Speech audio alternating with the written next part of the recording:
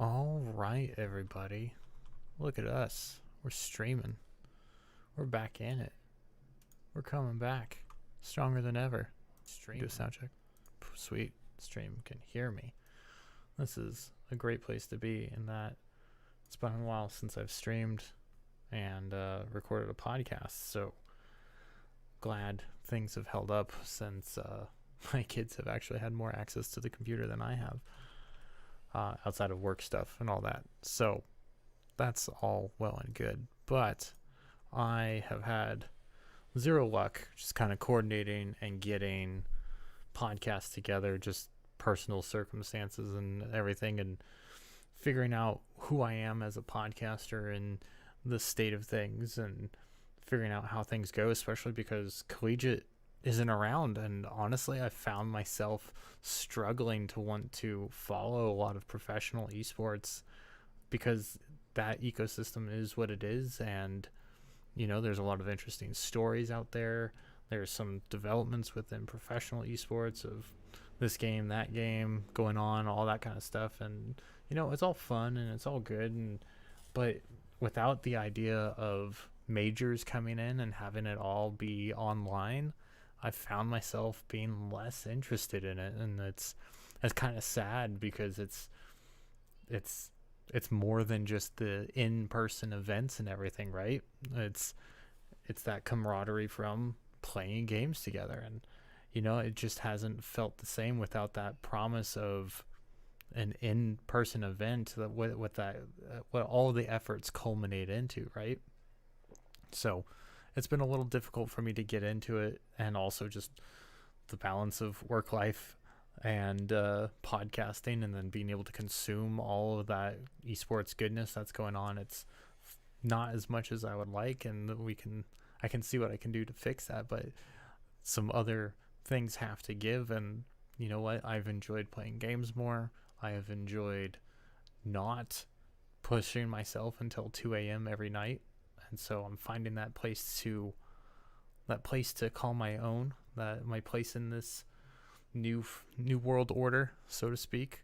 And some of you may have actually seen how I do that, or how I have been doing that, which is with going to be a regular stream at noon Pacific time, 3 p.m. Eastern time on the channel, 1:37 p.m. on the show Good Game, which is also, a huge step for me in terms of content creation, in that I'm making content for someone else and I'm bringing my own perspective and my own opinions to the table. Come on, green screen, work with me. You're not that wobbly. Boo. It's going to be a little weird on me. Oh well. But the point of this podcast is just to kind of talk about things. And like I was mentioning, the Good Game podcast, we've already had some huge guests on here. So I believe it's the co-founders of Vayner Gaming, who have gone through Vayner Sports and Vayner Media, which also, as you know, Gary Vaynerchuk, serial entrepreneur, yada, yada, yada, part-time owner of the Minnesota Rocker. That's who it is. Yep, I remembered. It's been a while since I watched some COD esports. So to kind of be in that group and being asked to co-host this interview podcast and gaming esports kind of topics, it was, one, a privilege, and two, a huge compliment. And so I'm taking these compliments as they come and figuring out how I can work into those opportunities. So still making podcast content, and I'm going to try and see how I can make some more stuff in that same vein. I might even start streaming these podcasts on their channel or get hosted by their channel, so I can get some more exposure that way. So there's more for us to do here. And honestly, if I can get someone to help do some clips and help get my branding out there and all that stuff, I am all in on making more content, doing more podcasts, and making time to make that work. But right now, it's just, this is the opportunity that's at hand, and so I'm taking it, doing what I can, and that's how we go. We've had co-founders from Vayner Sports or Vayner Gaming on there.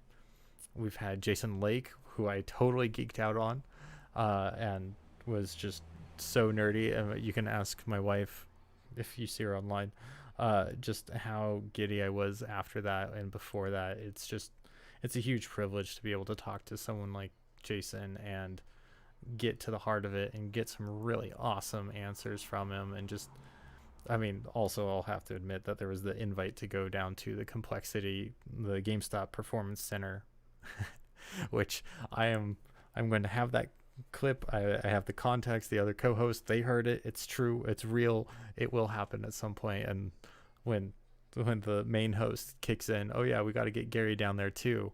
I'm like, I wouldn't be sitting in this chair. I wouldn't be on Good Game if it wasn't for Gary V and being able to inspire me when I needed it most, and understanding that my role changes as my needs change. So to be here in this spot, making a podcast, feeling comfortable talking to the void and making this podcast, it's a really cool feeling to know that I don't really care. I have a little bit of agenda written up. I didn't write everything out because, you know, some of those hot takes are some of the best.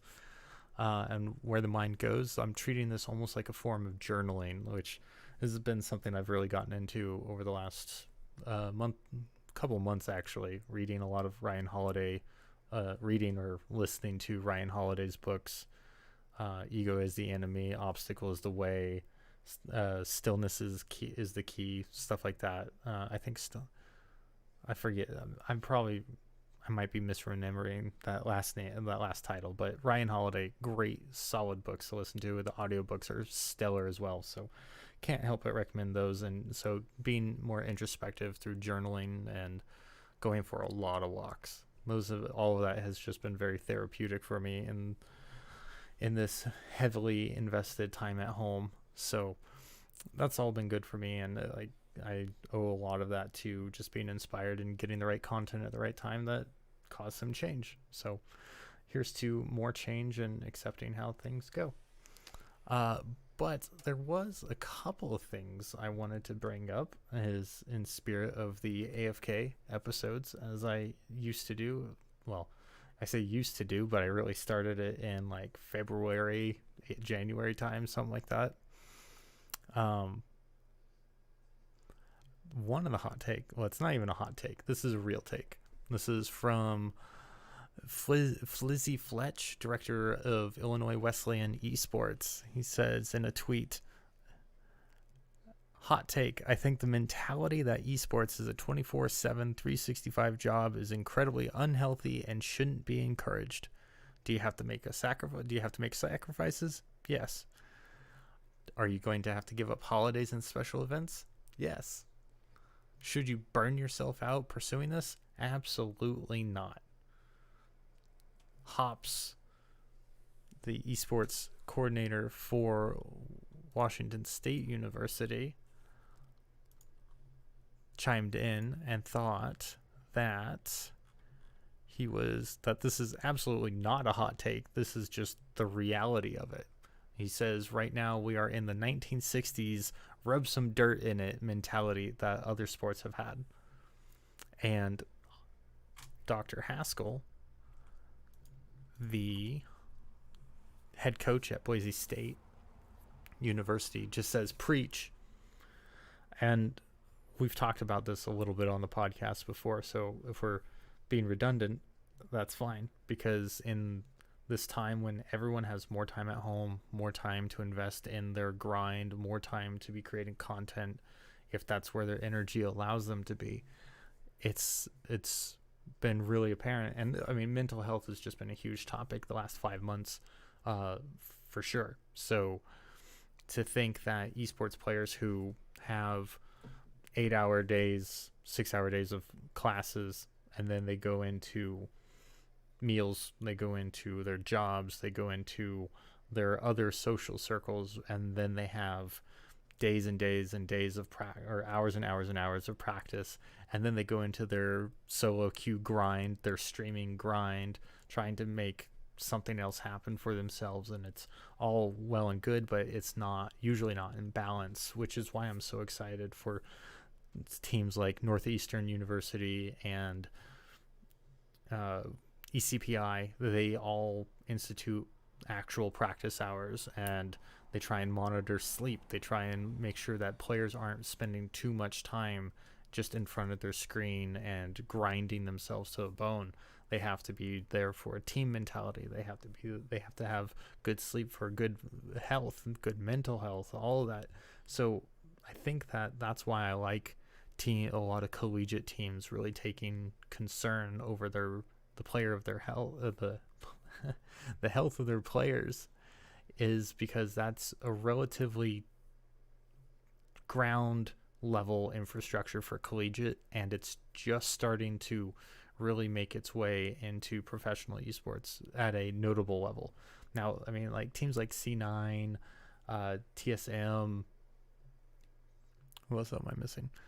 NRG, like they've been around long enough that they've had this level of stuff, but they haven't had the complexity suite deal where it's like, here's your nutritionist, here's your physical therapist, here's your recovery therapist, here's your everything, like here's your facilities, here's your relaxation room, all that kind of stuff. So as we start moving into that, where we're really getting into the science of esports and the science of understanding recovery and what physical training this is for esports, like we have to kind of define that path for ourselves. But for collegiate to be taking that so seriously already is a big deal, and it's something that I love, the fact that these directors, coaches, coordinators are all very much aware of, is how much they want to formalize a healthy approach to this.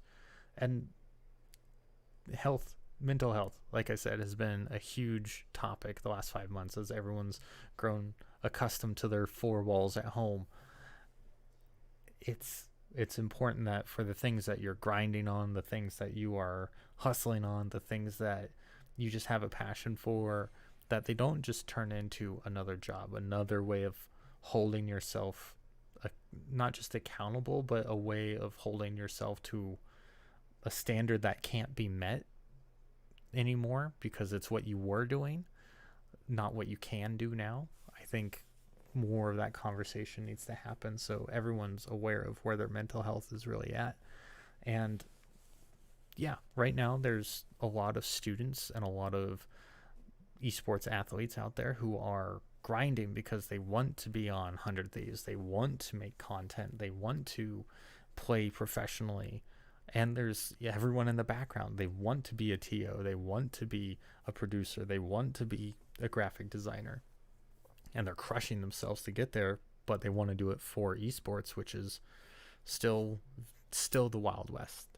Absolutely still the Wild West. So there's no real accounting for how you're going to get into the industry other than dumb luck and right place, right time, some exceptional talent. You hit the right wave and you ride it. Like it's very similar and very common storyline. You hit it just right and you take it from there because it's in your hands once you've been given that opportunity. And things like jobs aren't really that hard to get. Esports may be hard enough just because it's still young and growing, but if it's still projected to break $1 billion this year. So as an industry, that's a big mile marker of consideration of how legitimate this ecosystem is. So thinking on that, it's all the more important that we have to be looking at the health of these players, and the companies, the teams have to be looking at this. And this is something Jason Lake talked about on GG, is that a lot of the esports athletes' careers are relatively short, 5, 6, 7 years, except for some of the oldest, or the ones who are the most well taken care of, the most prominent ones. And so those ones tend to have longer careers. And but I mean, think about it. Like, you have high school basketball players going straight into the draft. You have NFL players spending a couple years in college and then going into the draft. And so you're looking at 22-year-olds that are playing until their mid-30s, some like hardcore people into their 40s. and those careers are relatively short, but still esports has been shorter, and those people have to figure out what they're doing with even less money than traditional sport athletes have when they retire. And you still have to be smart about that. So what you're seeing is a lot of these players going to teams as with official jobs. Bakery and Dignitas is probably my favorite example, because he did this 2 years ago, almost 3 years ago, I think. And so he moved into an official position, while others are starting to move more into that content creation realm and getting sponsorships and being a content creator for their team or for another brand. And that's totally fine. And I think more athletes need to be prioritizing that future for themselves, almost like just having a savings account, being able to put money away for that, being able to save for a rainy day. I hope they have their 401ks in order, all that kind of stuff. But that all comes from maturity of the industry, and we're not quite there yet. And knowing that professional esports athletes are suffering burnout left, right, and center at all times, except for the ones who can afford the best care, the best teams who can get that sweet deal, it's still hard to make sure that the players are all getting the right treatment. And when you go down to collegiate, when it's a lot easier for these students to really do anything and everything that they want whenever they want when it comes to their game of choice, it's harder to control and it's harder to coach around until there is more legitimacy understood in this space, or for the university to be proactive and take care of their students. That's how that goes. So it's a great topic to talk about, and I hope that we get more conversations about mental health, physical health, and not overtraining in collegiate esports. But that comes, like I said, with a lot of accountability from the university's part and from the coaches and the coaching staff's part, which still a lot of these schools don't have. So it's up to students to be responsible, and a lot of these student leaders have done a phenomenal job coaching, managing, keeping to any of the directions coming from the departments that they're sponsored by, whether it's IT or analytics, or they've created a new space for themselves in the university or hierarchy organization. They've still taken a great deal of accountability onto themselves, but there's still got to be that next level of growth and maturity in collegiate, and I'm wondering where it's going to come from. Because to me, I haven't seen it from NACE, I haven't seen it from TESPA, certainly haven't seen it from Ubisoft's Collegiate Rainbow Six League in the way that they entered the scene, which is, by the way, probably one of the biggest community middle fingers I've seen in a long time, in that there's at least 3 Rainbow Six leagues that I was covering with the Check Your Six podcast, and this 4th one comes in from Ubisoft. This is like 2 months after they polled and they asked permission of those 3 leagues, CEA, CRSL, and CR6. Hey, can we send a survey out to your players? Can you make sure you get this out and collect the information, send it our way? Sure, no problem. Great to see you have an active interest into this scene of collegiate Rainbow Six. I don't even think it was 2 months later that Ubisoft announces that Rainbow Six North America Collegiate League is a thing. Didn't take anybody from the other leagues, didn't want to be involved with their leagues, didn't really leverage the community's interest in a multiple league system, or finding a way to make it work with those communities, because there's some teams that participate in all of those leagues, some in one. There's teams that are figuring out where they send their B league team or their C and D string teams off to another league, and other ones who treat like CR6 as their main league, or CRSL or CEA, and so forth. So that's the level of respect I think that collegiate esports gets around the block. Is just that the professionals, whether it's game devs, game publishers, or the other esport leagues that are forming, like CSL, TESPA, NACE, all of them, NACEF. Uh, there was the one that tried to do Fortnite High School, which they got through, but it's gotten like zero publicity since. I think it was Kentucky that had a bad take with that, with Play Versus. That's who it was. When that story dropped, so nothing else was said during all that. So I have no idea how that even went. So that's the level of maturity I think we're at right now, and something's going to change. I couldn't tell you what it is, whether it's the amount of money that's in there, whether it's colleges get desperate because none of their students are coming back to campus and their student athletes are all their student traditional sports are having to be canceled. Like I saw one school had to cancel 16 teams because it was all like swimming, water polo, racket, or a whole bunch of kind of minor sports. In terms when you compare it to college football or college basketball, it's like all the smaller teams, smaller sports. School had to cut 16 teams across men and women's sports, and there was some overlap in what sport it was. It was just men's and women's that were different. And when I think about how all those are being cut, and any like one of those teams probably had the budget to sustain a collegiate esports group for at least a year, probably multiple years, just with that one budget cut. But there's so many other funds that are going on and problems that are needing to be solved at the collegiate level that esports, again, just drops down to the bottom. But as a mechanism for growth and change and being accepting of the times, esports would be a great program to be investing in right now, if you asked me. You're here, so you're asking me. So I'm saying esports. Plain and simple, nice and easy. You can do it with all your distant learners. You can do it with all of your students who are on campus. Not that I think there's many campuses that actually have students on campus anymore right now.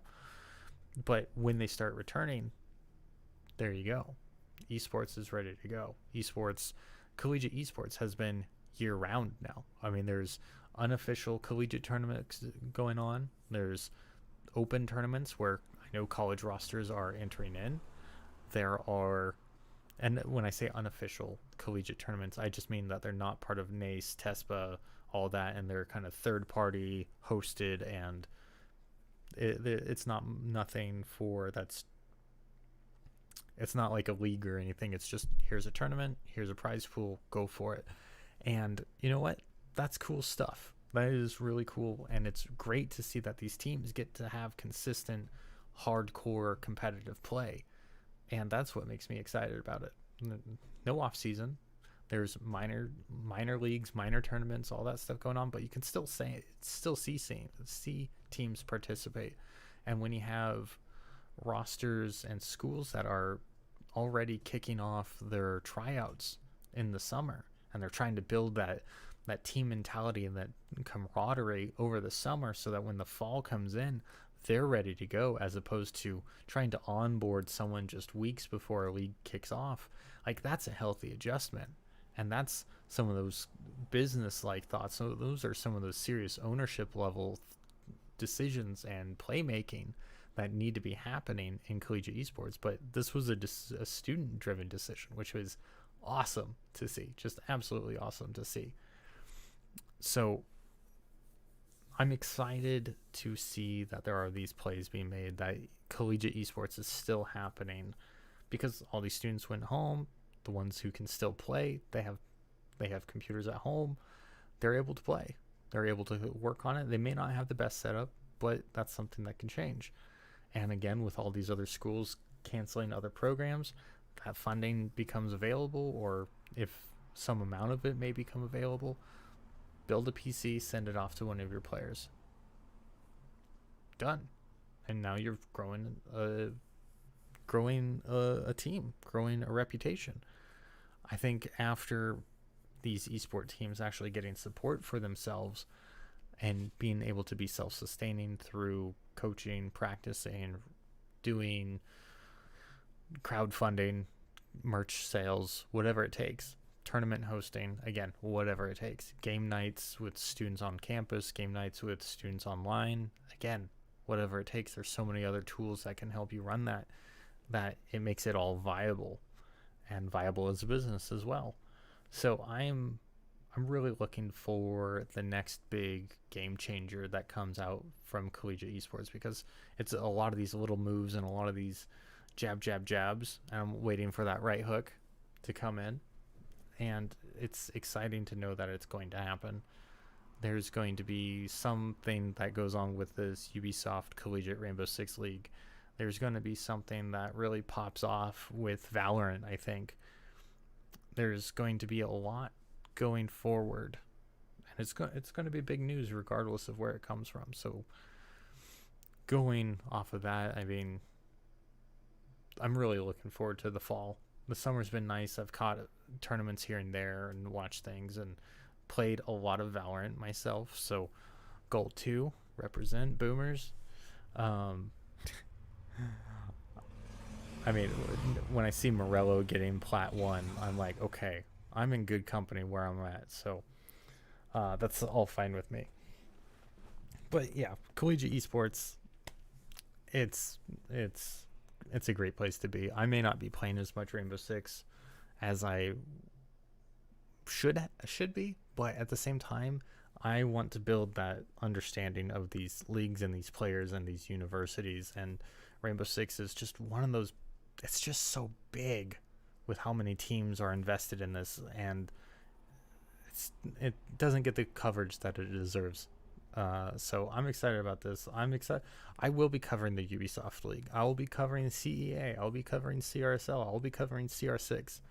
And I got some of the data that I wanted for creating a mega spreadsheet, just so I have this context and history. But, it's been a little difficult to get the data that I've wanted, and being able to tell that story well is not easy. And for my own balance of things, that spreadsheet has not come together, which is unfortunate, but we'll just have to go with what we've got. And so I'll be following a number of teams that showed well last year, and we'll see how that shows up this season. So that's a long drawn out segue from mental health to where collegiate Rainbow Six is and where that's going. So that's exciting. I mean, that's all I've really got to say about collegiate esports right now. Is I'm excited that the scene is still growing. These teams, these esports groups, they're all still talking. The esports leadership Discord is still popping off. The awareness of each other is great. And I mean, even think about this. There's been a number of groups who have published their power rankings for schools for one esport or another. And I mean, I've even done my own power rankings of like, this is the best social media school, the best collegiate social media. This is the best education system. I mean, so on and so forth. I went through my ranked, and others have done their ranked play for COD, for League, for Overwatch, and all that stuff. But every single time, no one comes out and argues, oh, this team's on top of that one, this one's on, like, no one's really arguing for it. But what I see a lot from the coaches, the directors, coordinators, student body presidents is they're coming out and saying, we love what the other teams are doing. We love that you are giving us this compliment. But it's not about us. It is about building up this space together responsibly and growing each other. That's where this whole space is at. They're all building each other up. This is as if there was the coaches association in the NFL, or where all the owners come together and they say, this is what's best for the NFL. This is what's best for us. We'll just say them, not necessarily the teams and the players, but this is what's best for us and the NFL. And we'll take the selfishness bit out of that, the little greedy part out of that example. But what we get when we see the same kind of mentality of what's best for collegiate esports from all of these groups, what's best for collegiate League of Legends out of all the teams that are in that power ranking, and like you get this sense of, hey, thank you for the compliment, but this isn't what it's about. We're not here to start arguments. We're not here to start slinging mud. We're not here to get the fans all rabid and everything like those power rankings often do. The collegiate participants actually reach out and say, thank you, but everyone's doing a great job and we don't want to put anybody down. I understand that there's some people who go, oh, that's all mamby-pamby, sissy garbage. Sports are sports, competition, rah. But I just don't care. It's not right for our esports. If people want to get in a tizzy about that, by all means. But right now, where collegiate esports is at, they need to be building each other up.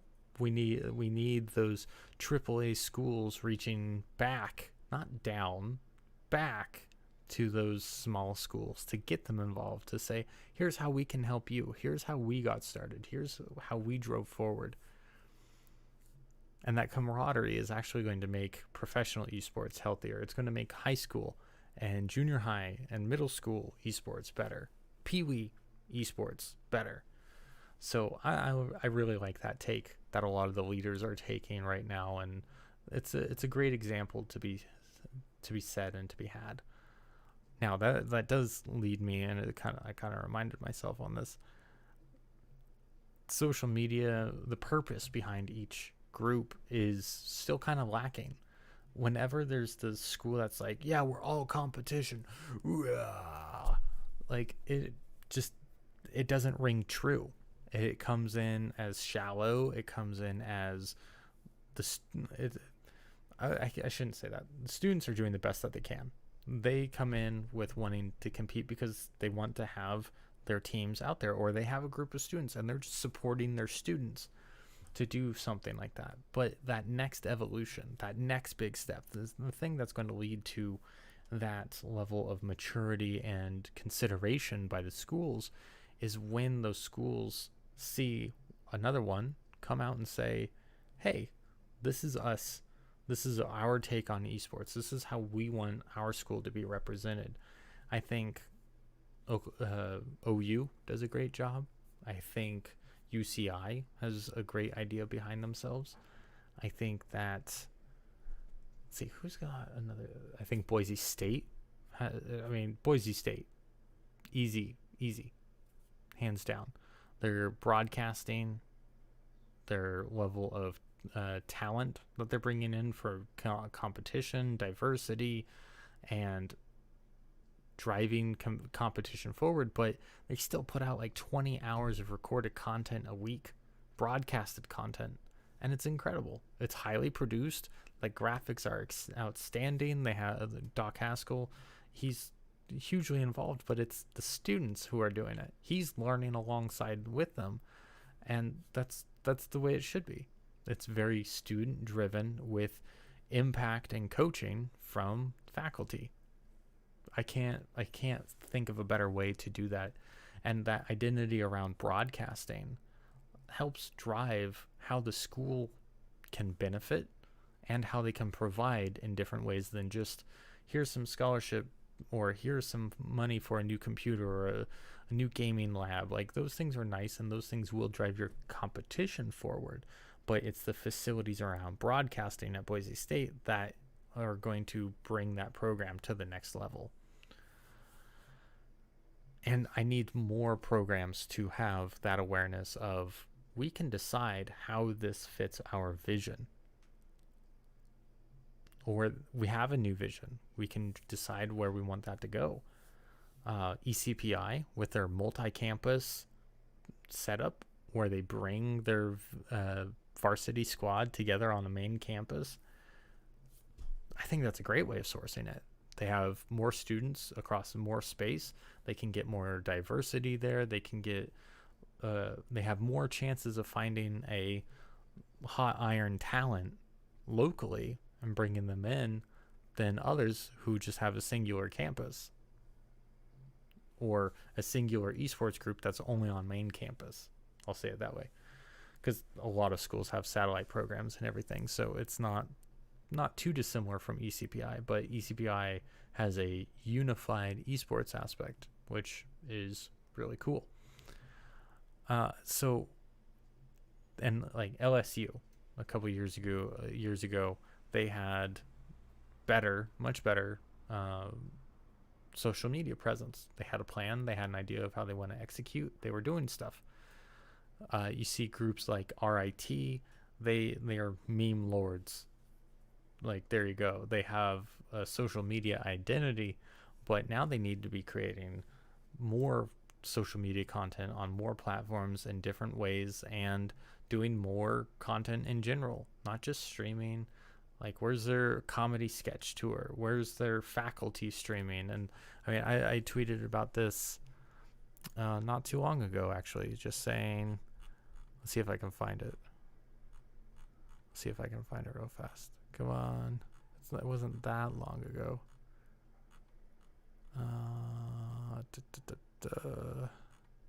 Where is it?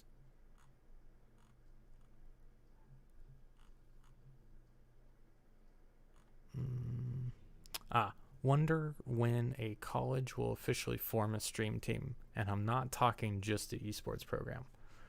Like, let's get the faculty on there. Let's get the students in there, all under the school's name, not just the school's esports name, but the school's name. Let them stream their D&D campaign with the school logo on there. Let them stream them playing or just making something.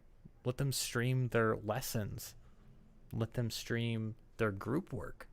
Encourage them to do so. Let them stream their study sessions. Let them teach the audience what they're learning themselves. There's some cool ideas there. If your school is really about education, or maybe you're a teaching university, shoot, there's an opportunity right there. And so I'm looking for these colleges to make that next step of investment of, how do we want streaming and content creation to be a part of our university identity? Again, not just esports, but I think it extends from esports, that they see the value that's there, that's in esports. They've invested in it. They've gotten their players up and running. They've got their organization, the pillars of that program set up and ready to go, and they're executing on it. But they still need to take it that next step farther to be like, this is why you want to come to our university. This is why we're still relevant. And I think colleges, especially right now, are challenged with finding relevancy, especially for a lot of degrees that don't go into like hardcore science, that don't go into medical fields, legal fields, and a lot of that kind of stuff. So I'm curious to find out, to see how colleges really recover from the COVID situation. But we'll have to wait until the fall, and even then, probably, my guess, somewhere in the summer of next year. We'll have to wait and see. Well, seeing as we're about 40 minutes into this cast, I figure I might change subjects now. Let's see. Moki, 14-year-old Swedish girl, wins Fortnite solo event. Congratulations. That's a huge, huge deal. Some notable players were mentioned who are also in that event. And two things. First, or a few things. One, congratulations. You've just won a competition and probably one of the biggest player bases out there.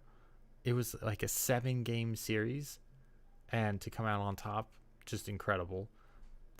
Averaging 6 eliminations per game, contributing, I believe it was about half of her points in eliminations outside of average placement, or outside of placement points. But shoot, that's a big frickin' deal. One, follow-up points. One, I can't wait until we can get to a time when we're not calling out that she's a girl, that the winners are women. It shouldn't be historical because it is a woman who has won. I remember when Scarlett won in Korea for StarCraft 2. This was a year and a half ago, somewhere in there. I've lost track of time. And it was big mentions. Again, first time a woman has won in Korea. First time a non-Korean has won in Korea. But it was always with the detail. A woman did it. A woman did it. A woman did it. And a lot of those firsts we mark in our society with first woman of color, first woman, first person of color to get these milestones. And you know what? Those are powerful things. Those are great things.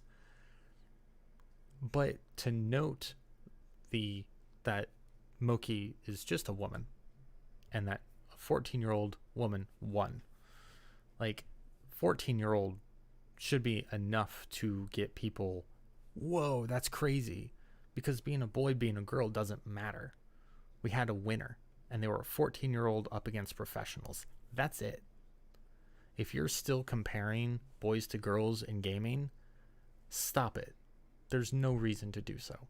I can't wait until being a woman isn't a headline in esports, because it means, hopefully it will mean they're getting paid fairly. They are not, and we've done something about the toxicity in online play, because it's horrifying. Some of the stuff, I'm sure you've seen it. Gaming has had its Me Too movement over this last summer, and it's still going on. It's still despicable behavior. I hope that anyone and everyone is unfollowing these people so that they are no longer supported by your time, by your money, because they don't deserve it. If they're going to have that kind of treatment of human beings and for being just terrible people, they don't deserve to have a good life. I'll stop. And now Moki winning. Like I said, performance-wise, averaging 6 eliminations a game over a 7-game series, had 42 points. I believe that equates to 42 eliminations. Holy crap. Like, that's stupid amounts of points and stupid amounts of aggressive play. I would need to go back and watch that event, but that's noteworthy. It is an exceptional performance. Again, not because she's a woman, but because she's 14 years old up against a whole bunch of professionals. And it was over 7 games. It wasn't just a one and done win. It wasn't just a best of 3. It was a marathon of exhaustion. Gearing up for it, practicing for it. Like, that's an impressive victory. So Moki, congratulations. You deserve that hands down. There was another thing. There was another thing with that. I said that I had 2 points.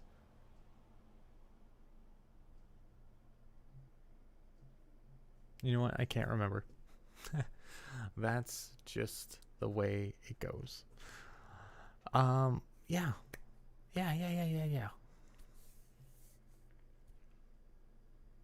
I think that's probably a good stopping point. 45 minutes long. Got a little fire, got a little heat up in here. Talked about what I'm doing, talked about collegiate esports, talked about where things are at. I would love to know more about what questions people have about collegiate esports, about their opinions of it, their opinions of the podcast, of my presentation style, what more I could be providing, who you want me to be more like in this space. Oh, you know what? This deserves a call out. You know, for anyone who has heard or seen my presentation from the College Esports Expo back in February, I posted a video to YouTube. You can look me up and find it there, or you can find the podcast episode on the Summoning Hour. So anchor.fm/the Summoning Hour. You can find that episode back a few weeks or a few episodes, and one of the people I gave credit to was Red Eye for kind of eventually grooming the idea of what I can do in this space. And he was called out unfairly, and he was ostracized unfairly, and he had personal matters brought into things, and his children brought into the conversation, which is not fair in the slightest. It was a terrible exchange, especially during a time when mental health was not in everyone's favor, as it was still relatively new being in quarantine. This was before a lot of the rest of the world started coming out of it and started seeing some better results than here in the US. But he retired from esports. He cut ties with so many things, and even social media and everything, and he needed to do it for his own health and to not be part of a system that treats him like that. And I could totally understand bowing out like that, but how frustrating to grow something to what it is, to be a part of that, to really be one of the first true advocates of esports that stuck with it, that sacrificed so much just to be bullied out. And so I still want to give Red Eye a shout out for what he has done, what he has accomplished, and what he helped me accomplish. So thank you very much for that. And I hope someday you get to come back to your passion, your grind, your hustle, and grow some more talent and help make this space a better place. Your voice still has so much weight to it that I would hate to see it go to waste. Yeah, I think that's a good place to end. Thank you, everybody. You can follow me on social media pretty much everywhere at Warlock Recall. Twitter, Instagram, Facebook. Those are the big ones right now, I think. Those are the main ones. eFuse, I'm on there as well. Am I on there as Warlock Recall? I don't remember. Maybe I'm on there as Joe Belisek. JoeBelousek. If you want to spell it, look me up on eFuse. Let's see. It's got... Oh, it's not... It doesn't even say I'm signed in. Great. Well, I'll have to fix that. But there's that. You can check out the podcast, like I said, anchor.fm/the summoning hour. If you want to leave feedback, you go to the same address and you add a /message, and you will be brought to a spot in your browser. Or if you download the Anchor podcasting app, you can leave messages directly through the app. You can even listen to the podcast directly through there too.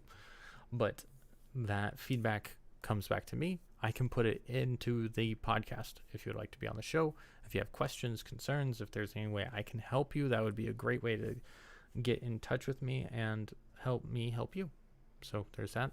If you want to listen in on the Check Your 6 podcast, again, anchor.fm/checkyour6, and you can add that very same /message to that podcast URL if you wanted to leave messages for me and my co-host Syntax when we discuss Rainbow Six.